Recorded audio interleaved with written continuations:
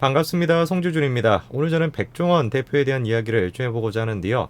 영상을 보시는 분들 중에 백종원 대표 모르시는 분은 안 계실 것 같습니다.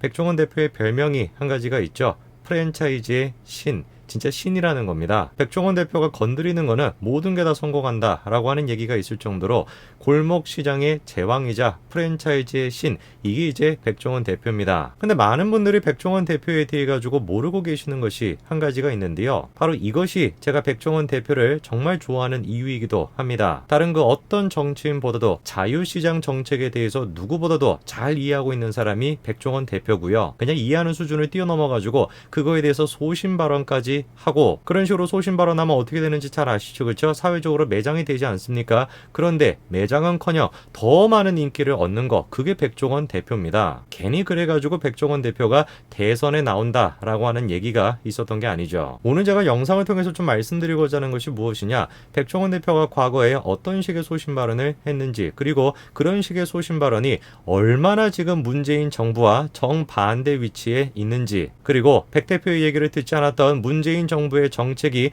2년 정도 시간이 지난 현 시점에 어떤 결과를 맞이하게 됐는지, 그거에 대한 이야기를 좀 말씀드리고자 합니다. 같이 한번 보시죠. 자, 제가 퀴즈 한 가지 내볼까요? 과거에 어떤 국회의원이 이런 얘기를 한 적이 있습니다. 백 대표님 가맹점이 손님을 다 뺏어간다라고 한다. 출점을 제한할 생각이 없느냐? 이런 얘기를 한 적이 있는데요. 쉽게 얘기해서 이런 얘기죠. 백종원 씨가 너무 인기가 많아가지고 다 손님을 가져가니까 주변 가게가 장사가 안 된다. 출점을 좀 제한할 생각이 없냐? 이게 지금 저 얘기입니다. 원래 상식적으로 생각해봤을 때 저런 얘기는 더불어민주당에서 나왔어야 되죠. 놀랍게도 근데 저 얘기가 자유한국당에서 나왔던 얘기입니다. 물론 그거에 대해서 백종원 대표가 이렇게 응수를 했죠. 가맹점을 잘 키워가지고 점주가 잘 벌게 해준 것뿐인데 무슨 잘못인지 모르겠다. 너무하신 것 아니냐? 이렇게 반박했습니다. 자, 그리고 저때 당시에 국감장에서 백종원 대표가 했던 발언들이 굉장한 화제가 됐었는데요. 백 대표가 이런 얘기를 하죠. 병이 났을 때 치료도 필요하지만 병 나기 전에 건강관리하는 게 정말 중요하다. 이런 면을 생각을 해봤을 때 자영업자들에게는 정말 죄송한 말씀이지만 시장에 비해 가지고 너무 포화 상태라는 거죠. 그래서 해결책이 뭐라는 겁니까? 시장 원리라는 거죠. 시장 원리에 따라서 어쩔 수 없이 도태될 수밖에 없는 자영업자는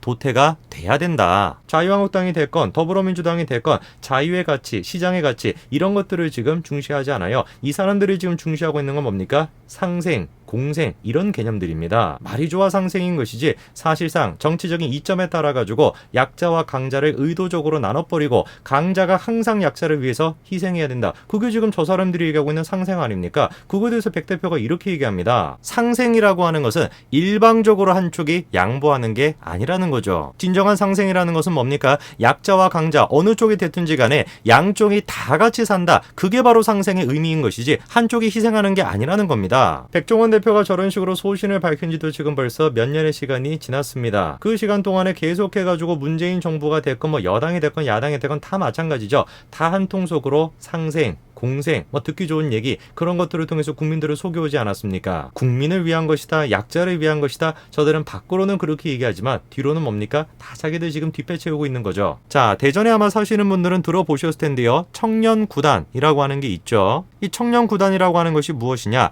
동구 원동 전통시장인 중앙 메가프라자에 20개 정도 되는 점포를 20, 30대 청년에게 임대해 준 거, 그거를 이제 청년구단이라고 합니다. 그 사실상 정부의 예산을 통해 가지고 만들어진 사업인데요. 국비 7억 5천만 원 정도가 쓰였고요. 대전시의 예산 20억 원이 투입이 됐습니다. 문재인 정부의 주특기죠, 그렇죠? 청년을 위한 것이다, 누구를 위한 것이다, 특정 계층을 이제 딱 집어가지고 국민들의 세금을 쓰는 거, 문재인 정부의 특기 아닙니까? 한 가지가 더 있네요. 그런 식으로 국민들의 세금을 쓰면서 마치 자기들이 낸 것처럼 생색내는 거, 그게 문재인 정부의 주특기 아닙니까? 저는 일단 기본적으로 저런 식의 정부 정책에 대해 가지고 별로 그렇게 좋게 생각하지 않습니다. 청년이라고 하는 이유만으로 다른 자영업자들에 비해 가지고 특혜를 받을 이유도 없는 것이에요. 시장에서는 나이를 따지지 않아요. 여러분들이 물건 사러 가셨을 때 이 청년 얼굴 잘생겼네, 하나 더 사줘야지 라고 하시는 분들이 계실지도 모르겠습니다만, 시장의 논리라고 하는 것은 그런 식으로 작동되는 것이 아니죠. 그냥 간단한 것입니다. 실력이 있으면 돼요. 요리를 한다라고 한다면, 자영업을 한다라고 한다면 음식이 맛있으면 되는 것입니다.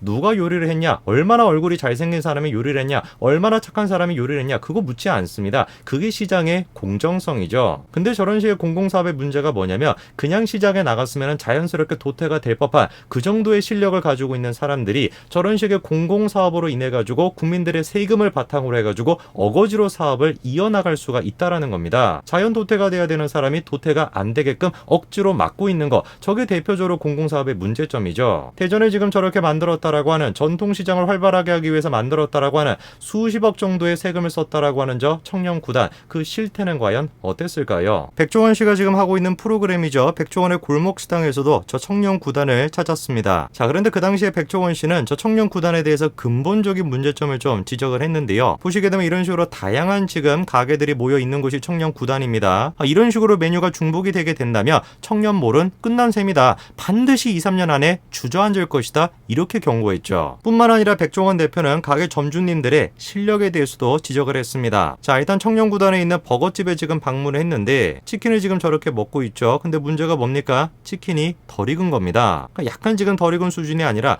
짜증이 날 정도로 굉장히 지금 저렇게 문제가 있었고요. 자, 그 다음에 이제 초밥집도 마찬가지로 방문을 했는데 거기서는 또 문제가 되는 것이 뭐냐면 사장님의 지금 위생 상태, 그게 또 이제 문제가 됐습니다. 손 씻는 것뿐만 아니라 지금 맛을 볼 때도 사실상 그런 식으로 지금 맛을 보게 된다면 어떻게 된다라는 겁니까? 사장님의 침이 손님들의 음식에 다 들어가게 되는 거 아니냐? 그 점에 대해서도 마찬가지로 지적을 하죠. 뿐만 아니라 나온 지금 초밥 또한 문제가 있다라는 것인데 일단 지금 보니까 초밥이 냉동이라는 겁니다. 먹어보니까 당연히 비린내가 나고, 그리고 또 이제는 막걸리집에 갔는데 맛이 뭐 별로 특별할 것이 없다는 거죠. 그 한마디로 얘기해서 뭐겠습니까? 백종원 씨가 봤을 땐 저기서 지금 장사하고 계시는 분들이 장사를 지금 준비가 안 된 거예요. 이미 백종원 씨가 과거에 청년구단에 가가지고 저런 식으로 지적을 했습니다. 그리고 청년구단이 생긴 지 4년 정도의 시간이 지난 지금 청년구단은 과연 어떤 모습일까요? 결국에 4년 만에 20억짜리 청년몰 모든 게 전부 다 폐업을 해버렸습니다. 만약에 20억이라고 하는 돈을 백종원 대표한테 줘가지고 사업을 한번 해보세요 라고 한다면 저게다가 지금 가게를 지었겠습니까? 이게 정부가 가지고 있는 가장 근본적인 한계입니다. 정부는 능력이 없어요. 시장에 비해서 능력이 근본적으로 있을 수가 없습니다. 이 점에 대해 가지고 자유주의 사상가의 대표적인 밀턴 프리드만이 뭐라고 지적을 했습니까? 자유시장주의자의 화신이다 라고 불리는 밀턴 프리드만 이렇게 지적을 했죠. 연방정부에게 사하라 사막을 맡기게 된다면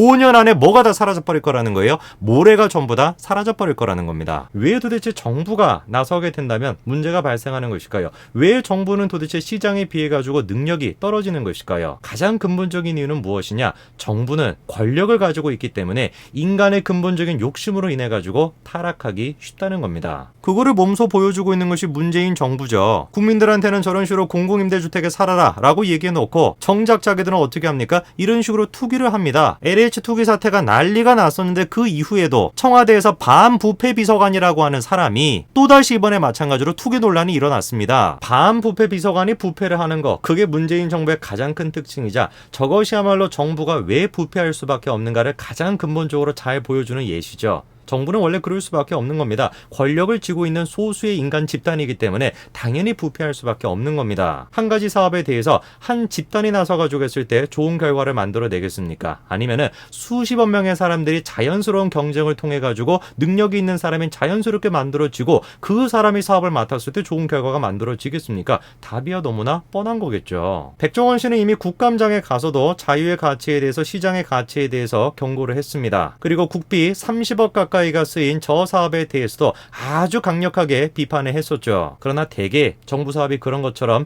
변화는 이루어지지 않았고 결국에 4년 만에 저런 식으로 다 문을 닫게 된 거죠. 문재인 정부의 패망의 역사, 이것이 문재인 정부 혼자만의 문제로 끝난다면 아무런 문제가 안 되겠습니다만, 문제가 되는 것은 이런 식의 패망의 역사가 국민들의 그 피 같은 세금을 통해 가지고 이루어지고 있다라는 것일 겁니다. 오늘까지 말씀드리겠습니다. 감사합니다.